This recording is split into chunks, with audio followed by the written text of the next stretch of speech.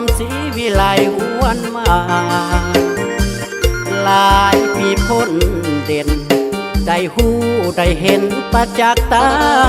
สุลประทานสายทางและไฟฟ้าล้วนแต่นำมาขับใจมวลชนมีขัวนำของเมืองโขงอุดม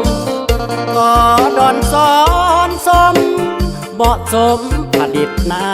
แสงยุคปี2000เมืองโขงสมหน้าเปลี่ยนแปลงคนสุขอยู่ผลิตหน้าแสงเป็นกำลังแห่งเลี้ยงคุ้มประสากร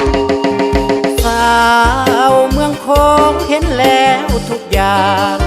โทรภาพโทรคมเส้นทางแสงไฟสว่างสวยงามท้าวรวิทยุกระจายเสียง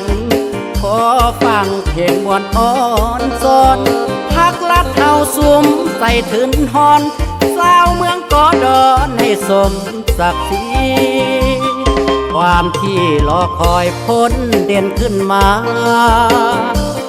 พักลัดนำพาก้าวไปในความศรีวิไลเมืองโขงวันนี้เปลี่ยนสีหน้า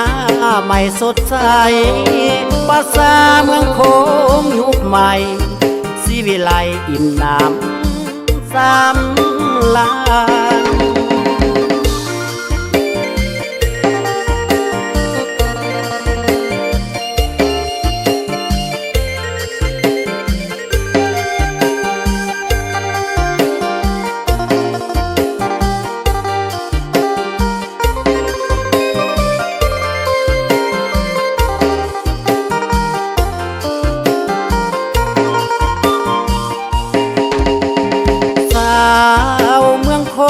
เห็นแล้วทุกอย่างโทรภาพโทรคมเส้นทางแสงไฟสว่างสวยงามท้าวรวิทยุกระจายเสียงขอฟังเพลงมวลอ่อนสนพักลัดเฮาสุมใส่ถึนฮอนสาวเมืองกอดอนให้สมศักดิ์ศรีความที่รอคอยพ้นเด่นขึ้นมา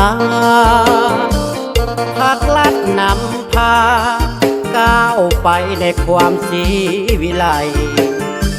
เมืองโขงวันนี้เปลี่ยนสีหน้าใหม่สดใสภาษาเมืองโขงยุคใหม่ศรีวิไลอิ่มน้ำสำลัน